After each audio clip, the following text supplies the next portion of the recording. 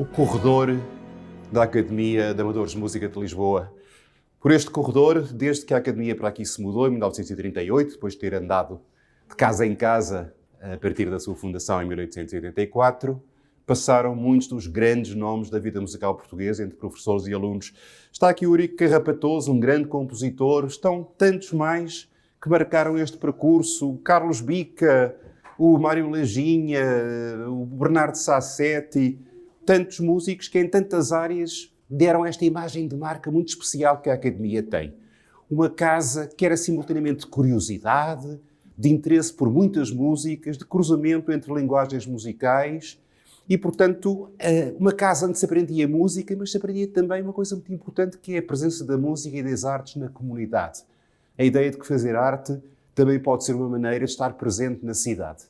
E, por conseguinte, a Academia foi sempre um símbolo destas duas coisas. Claro que o nosso ícone maior é o Fernando Lopes Graça, um pilar desta casa, que aqui foi professor, foi uma espécie de mentor cultural de todos estes valores, simultaneamente de contemporaneidade, mas também de presença cívica, que são valores que a Academia sempre prezou e pelos quais continua a lutar. Nós vamos falar com vários dos nomes que marcaram este percurso e com estes testemunhos lembrar o que foi o contributo da Academia para a vida cultural portuguesa e o que terá que continuar a ser o seu contributo no futuro.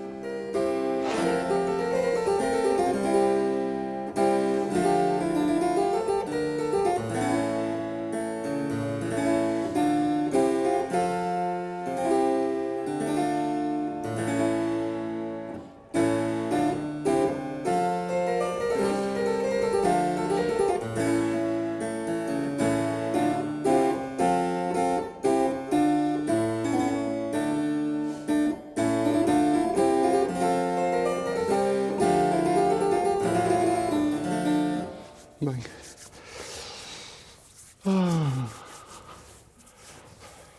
Senhor Nagy, muito obrigado por esta oportunidade de conversarmos um bocadinho sobre a Academia de Amadores, que tem em si um pilar da sua história. Muitos anos aqui como professor. Quando é que veio para a Academia? Em primeiro lugar, deixe-me agradecer o convite. Foi para mim um grande prazer estar aqui. É um gosto. De facto, foram muitos anos que convivi com esta histórica casa. E, portanto, a minha relação com a Academia começa, como em toda a vida, com a vida de todas as pessoas, pelas circunstâncias que ocorreram na altura. Acontece que a Academia, como sabe, tinha o seu percurso académico muito conhecido, não é? No período no início dos anos 60, segundo eu soube, tinha havido alguma procura do ensino da guitarra, não é? E, claro, a única referência, digamos, que havia em Lisboa era a Escola de Guitarra do Arte Costa. Claro, que tal como o Nagy foi aluno do Pujol, ainda. Exato, pois. Mas isso já foi muito antes. Claro. E, portanto, eu conhecia bem, enfim, tínhamos uma relação muito amigável, e passado uns meses, portanto isto foi em 62, passado uns meses ele telefonou-me e disse, sabe, gostaria muito que colaborasse comigo e tal, porque... E assim foi. E então dividimos, digamos, durante 2, 3 anos o curso, não é? Até que chegou um momento em que ele achou por bem que não continuar. E, portanto, a partir daí, então, é que se começou a estabelecer um curso académico, de facto, porque, na realidade, o que ocorria nessa altura era, enfim, uma espécie de aulas particulares com o método dele, enfim. E, portanto, não havia uma perspectiva, digamos, académica, não é? E de integração, sobretudo. E mesmo o curso do Pujol no Conservatório era um curso livre. Este é que é o grande problema, porque não percebo, como ele vindo com tantos anos que veio cá, não é, que a direção do Conservatório não o tivesse convidado para criar raízes, não é? Claro. Porque, de facto, houve praticamente quase 2 gerações que se perderam. Sabe, o mesmo sucedeu comigo, com o meu professor Santiago Kastner, que tinha um curso de clavicorde, aliás, ele chegou mais ou menos na mesma altura que o Pujol, e era um curso livre, não tinha nem notas, nem curso, nem programa, tinha a vantagem de podermos fazer aquilo que o professor achava que era interessante, sem as as balizas de um programa, mas não tinha reconhecimento oficial nenhum. Aliás, o paralelismo entre a guitarra e o cravo, o clavicorde, é sempre paradigmática, digamos assim, em muitos sítios, não é? Eu até fiz um relatório sobre isso em 71 para a Fundação Gulbenkian, em que, no fundo, traçava o que era o presente da guitarra em Portugal e o que seria, sobretudo, a projeção futura. Claro.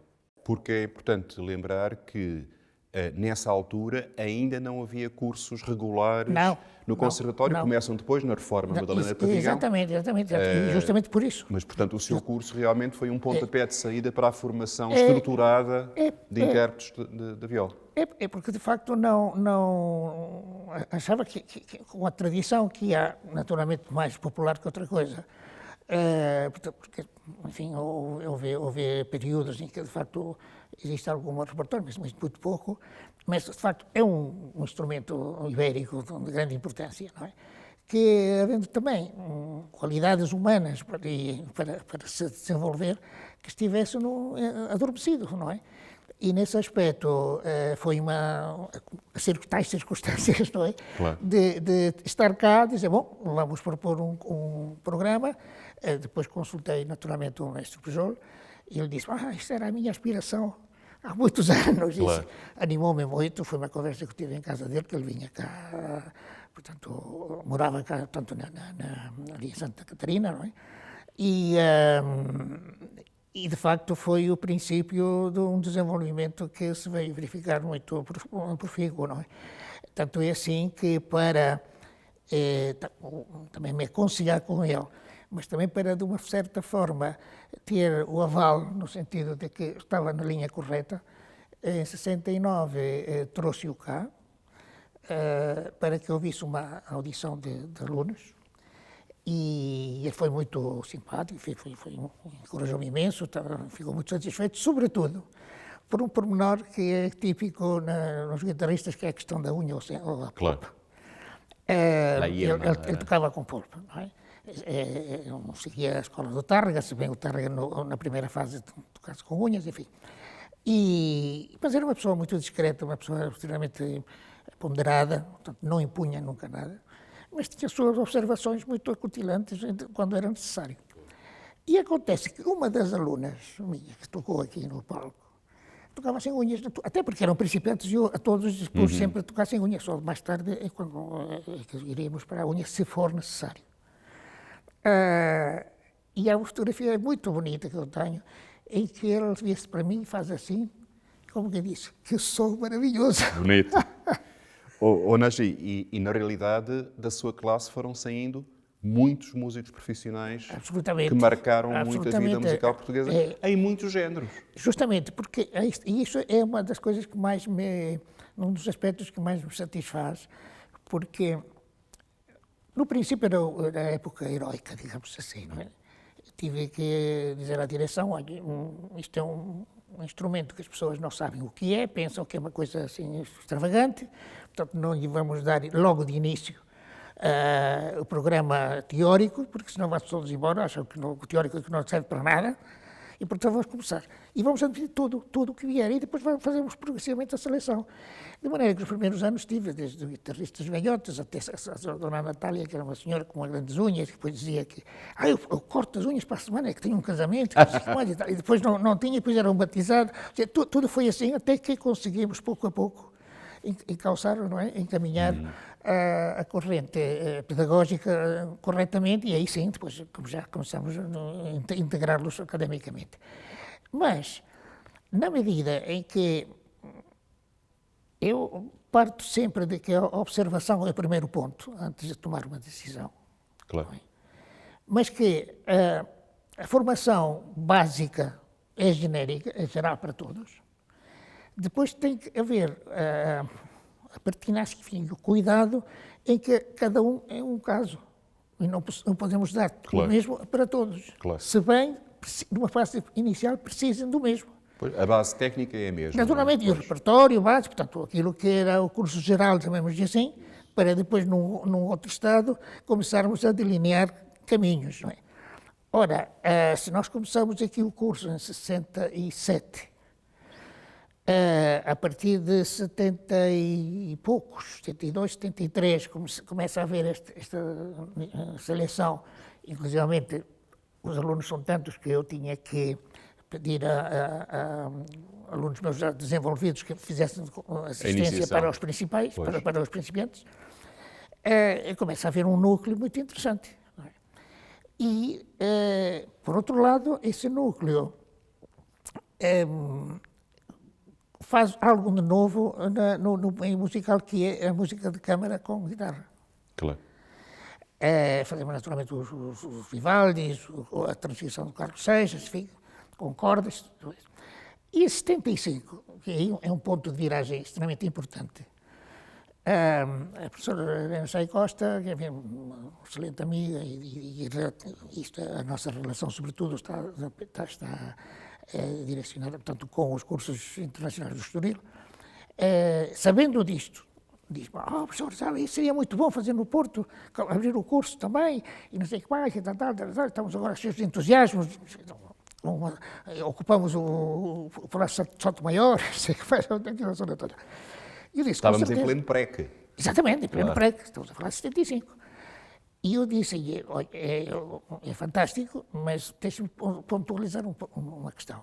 Eu não vou fazer curso nenhum, porque não conheço o ambiente, não sei de nada. Eu vou fazer um encontro.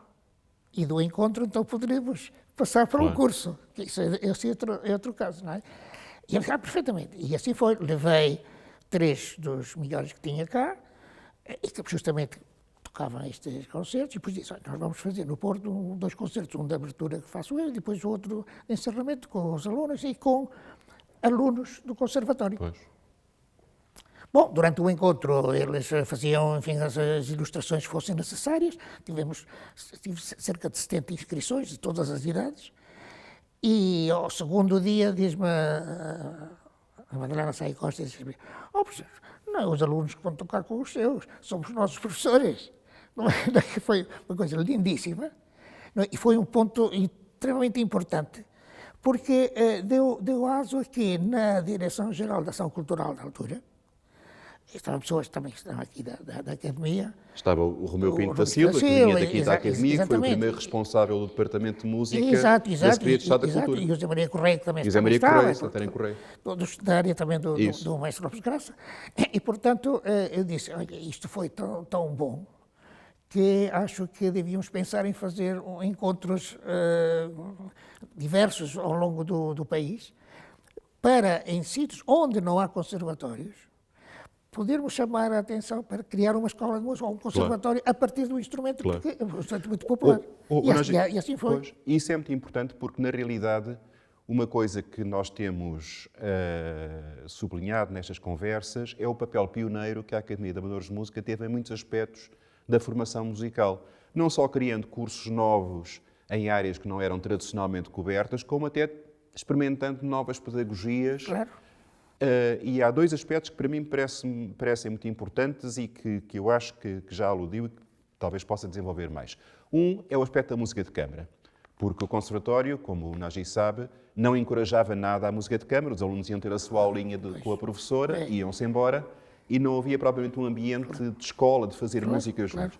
E o outro aspecto é o da música contemporânea, o de fazer a música do seu tempo, para lá de fazer o repertório. E nisso, a Academia e o seu curso em particular sempre tiveram estas 2 dimensões. Muita gente a fazer música de câmara e muita gente a fazer música dos compositores vivos. Pois, aliás, uma vez que se estabiliza, digamos assim, o programa de curso geral, portanto, estamos a falar de 68, 67, sobretudo 68, então eu preparei concertos justamente não só para que o instrumento fosse conhecido, mas também na vertente contemporânea, precisamente. E foi em 69, em 70, 72, 74, 71, inclusivamente. Fiz muitas primeiras audições em Portugal. Inclusivamente, isso foi um estímulo para que o Lopes Graças depois escrevesse para a guitarra. Eu ia justamente puxá-lo para o Lopes Graças, que era realmente a figura tutelar aqui da Academia. E que, quando tinha bons músicos à mão, gostava de experimentar, mesmo em instrumentos que ele não tinha abordado até então. E essa história é muito bonita, porque, como digo, era uma coisa muito recente o curso, não é? Mas estava a dar frutos em termos de formação e, portanto, os alunos tocavam coisas interessantes, desconhecidas de diversas épocas, enfim. E eu lembro-me que em 68, salvo erro, 69, mais ou menos, 69, assim, ele ali cruza-se comigo no corredor e disse: olha, queria falar consigo porque eu tenho uma peça que me pediram para escrever aqui há uns anos. Eu não sei se aquilo se toca, se é possível, se não é, aquela maneira de falar dele. Nós morávamos na parede dos dois, de maneira que eu levei a penúltimo baleto e verifiquei de facto que a escrita tinha sido concebida sobre o piano. Como era natural, Para era o a instrumento guitarra. dele, não é? Exato. E, portanto, havia muitas coisas que seriam difíceis. Não eram idiomáticas para o instrumento. Exato, teriam que mexer-se um pouco e tal. Além do mais, depois de exploração da sonoridade da guitarra também, que poderia ser mexida um pouco. No entanto, eu refleti um pouco e disse, bom, é a primeira obra, eu não quero, enfim, levantar tantos problemas, não é? Vou sugerir 3 ou 4 coisas, não é? Harmónicos, por exemplo, percussão e tal. E vou estimular para que faça mais. E assim se estreou o Preludio Baleto, que aliás levei ao curso do mestre Pujol Cerveira, e foi tocado depois no encerramento do curso, foi o último, fechei o curso com a gravação da Rádio Nacional de Barcelona. E além de obras para viola sol, também com canto, não foi? Com canto. Muitas vezes com a Dulce Cabrita. Exatamente, porque foi assim, ele em 70, aparece-me com uma partita, com 7 andamentos. Uma coisa havia uma evolução muito grande, porque, entretanto, ele já ouvia muito a guitarra, e, aliás, ele investigou muito sobre os métodos de sol, aguado, tarde, etc., por aí fora. E era uma obra fundamental, que para mim é das melhores obras do século XX para guitarra. Só que aquelas coisas também que se analisam são critérios. Achei que havia um andamento que estaria talvez um pouco fora do sítio, ou que tornaria muito longo. Foi uma ousadia que eu fiz. E disse, este moto perpétuo, não sei se ficará bem. Então, também acho que sim, não, tira isso. Eu guardei o original e depois esse foi estreado, e à raiz disso eu pensei, bom, já fazia concertos com canto, não é? Mas não música portuguesa, a não ser uma coisinha de Frigo de Freitas, umas transcrições de música antiga e tal. E disse, mas há um cancioneiro que tem muita coisa. E, portanto, fui ver aquelas obras que, escritas com piano, portanto, seriam os mais adequadas para a guitarra, da mesma maneira que fiz isso com o García Lorca, não é? E esse conjunto foi esplêndido, foram primeiras audições completas e que deu aso também àquele escrever originais para canto e guitarra. E o curioso deste episódio do sétimo andamento é que eu guardei o original. E como já preparava para o ano seguinte outro programa, também com estreias, eu preparei, toquei, e depois uma das noites que estava lá em casa, disse, eu tenho aqui uma peça que gostaria que eu ouvisse. E eu toquei e pensei, o que é isso? O que é isso? Então não se lembra que é o andamento. O andamento que tiramos da partita. do moto perpétuo. Pois, está bem. E ficou assim. Passado 4 dias, estava ele à minha espera e disse, olha, tenho aqui uma sonatina para si, o moto perpétuo passa para moderadamente vivo e temos aqui uma sonatina. Foi fantástico. Maravilha. Foi fantástico, não é? E assim foi o desenvolvimento dele. Depois já escrevia para a guitarra como se fosse guitarrista. Isso, era extraordinário. É uma maravilha. Foi também a altura, nos anos 60, em que o Jorge Peixinho e o Luís Saguet também fizeram aqui muitos cursos de iniciação à música contemporânea. Exatamente, sim. Que também contribuíram muito para esta ideia de que a Academia era uma escola diferente. Claro. Essencialmente isso, não é? E eu pus como ponto de honra, digamos assim, a música do século XX e, se possível, que fossem também estreias, não é? Encomendas já naquela altura não se punha isso, não é? Passou-se a fazer depois com o festival, não é? E, portanto, a partir daí, sim, com o Festival do Estoril, então, tivemos já meios para desenvolver esta linha, para obras de maior dimensão e tal. Mas no que toca ao repertório, uma das obras, das poucas peças que havia escritas por portugueses na altura, estamos a falar de 73, 74, eram os esboços do Cândido Lima. O Cândido Lima como ia ao Porto, entretanto, tinha-me dito, olha, tem aqui isto foi estreado por um guitarrista grego, mas nunca mais foi tocado. Pois, porque ele foi aluno do Xenakis. Sim, exatamente, pois. E então, a estreia cá em Portugal foi aqui também. E é uma peça muito bem feita. Portanto, no fundo, estamos a ver que a Academia funcionou um bocadinho como um balão de ensaio, não só de métodos pedagógicos que depois se passaram a outras escolas, como também da necessidade de haver uma formação superior que o currículo tradicional dos conservatórios não cobria, portanto, daí também se explica a sua ida depois para a Escola Superior de Música, que consagrou esta ideia de um estudo superior, um estudo avançado do instrumento, mas também a Academia era um espaço em que se fazia muita música, havia concertos em que se estreavam obras e, portanto, daí ao festival também vai uma espécie de expansão do mesmo princípio. Eu até vou dizer, nesse período inicial, não é, dos anos 60, foram 4 anos, portanto até 71, de 71, em que nós, a minha parte, organizei, não só aqui, como em vários pontos da cidade, 40 concertos, com guitarra, vihuela, alaúde, canto, flauta Giselle, mais uma conferência formidável sobre a vihuela, essa história que deu o Javier Hinojosa aqui, que foi uma coisa maravilhosa, e mais as audições dos alunos. Javier Hinojosa, mais um aluno do Pujol. Sim, sobretudo ele foi fundamental digamos, na divulgação e na edição dos tratados dos violinistas. Exatamente, era um violista notável. Sim, uma personalidade muito sui generis, éramos extremamente amigos e tanto é assim que logo que o curso começou aqui ao ano seguinte, eu convidei-o para vir 4 meses cá, ele morava em Siena, para fazer um curso especial, de 4 meses, em que pudesse atrair mais gente de fora. E assim foi.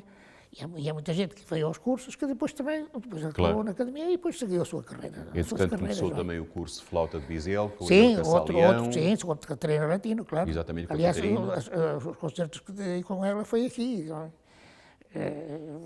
Lembro-me que fizemos Bartók, fizemos muita coisa linda. Tantas figuras marcantes que passaram por aqui.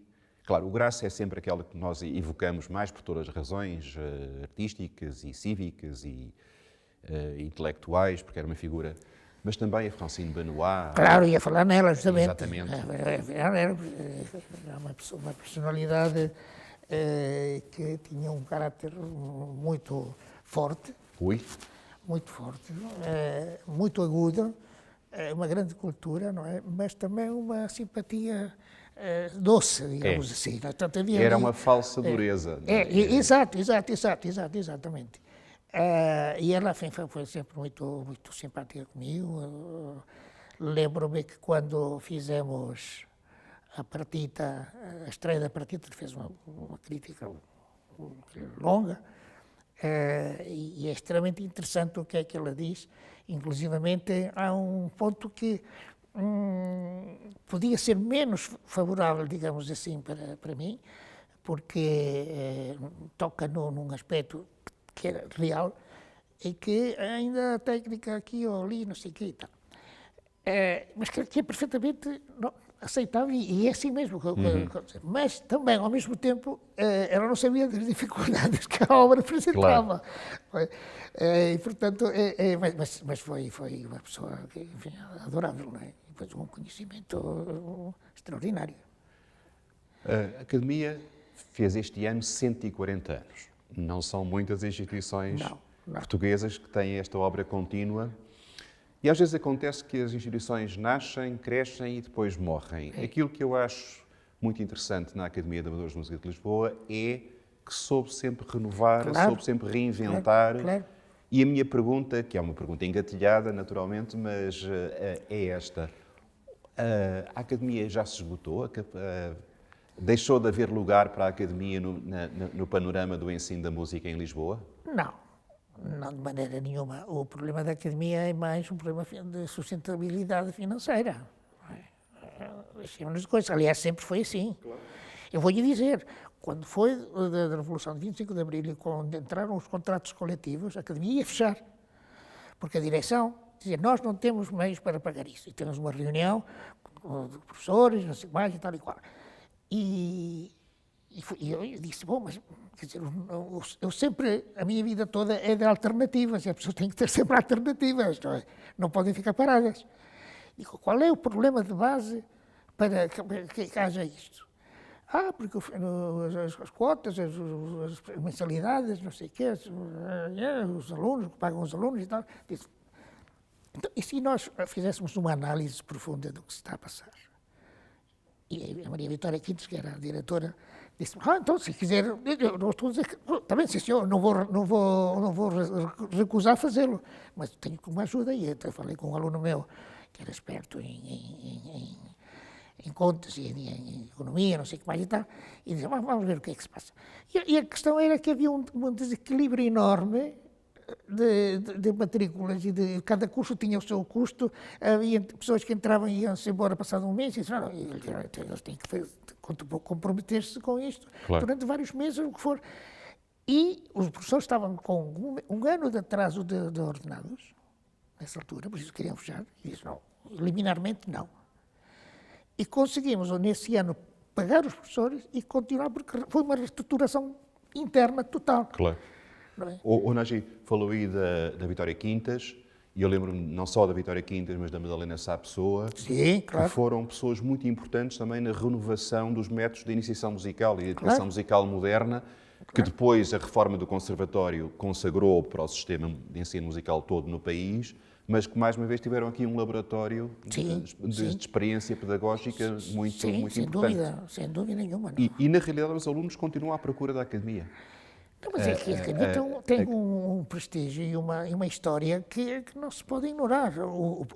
A questão está em que o ritmo de vida atual é de tal maneira vertiginoso, não é?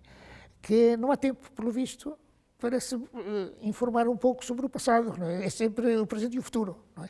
Também, com certeza que isso é fundamental para o progresso, não é? Absolutamente. Mas, ao mesmo tempo, tem que haver uma ponderação do que é a relação do passado com o futuro. Não há futuro só pelo futuro. Claro. Não é? E, portanto, e aí a academia tem um papel importantíssimo. E como o passado da academia foi sempre a olhar para o futuro, nós exatamente, admitimos que o melhor está para vir. Que a capacidade de reencontrar novas soluções, novas linguagens, novas respostas aos desafios está viva e que a academia continua a ser uma força. E não podemos ignorar de que as instituições, seja ela um país, seja ela uma empresa, seja ela uma academia, as instituições são as pessoas. A instituição, claro, por si não é nada. Claro. São as pessoas que funcionam. E aqui sempre houve este espírito. É claro que o termo amador muitas vezes está perdido, não é? Perdeu-se. Mas o amador é um amante da música. Claro. O Dom Luís, quando criou a academia... Uma academia de falsos amadores, porque... Exatamente. Na realidade, no sentido vulgar do termo, porque na realidade, logo quando é criada e se cria a orquestra... Claro. Era a melhor orquestra que havia em Portugal naquele momento. Mas justamente, aliás, o Luís, quando cria a academia, põe amador porque ele é um amante de música. Claro, claro. Não é um diletante, é outra coisa. E aí houve sempre um erro muito grande. Amadores, não sei o que e tal. Bom, mas isso é um erro que... enfim, uma confusão que se estabeleceu, mas que também se diluiu, obviamente, com o tempo, dado os resultados que apresenta na sua história, não é? Claro. Temos aqui o Manuel Nunes, por exemplo, que foi aluno da Francine, não é? E um nome extremamente importante para a vida musical portuguesa, não é? Claro. E, portanto, continuará a ser na medida em que as pessoas queiram que ela continue. Claro, assim a deixem, não é? É evidente, mas aí temos que ir procurar sempre alternativas. Claro. Se nós assumimos uma posição passiva ou enfim, de um certo negativismo, isso não é saudável. Nagy, o seu testemunho é muito importante pela memória que nos traz, pelo papel destacado que teve na história desta casa e pela mensagem de confiança no futuro da Academia Sempre. que nós deixamos e que partilhamos. Muito obrigado. Nada, eu que agradeço.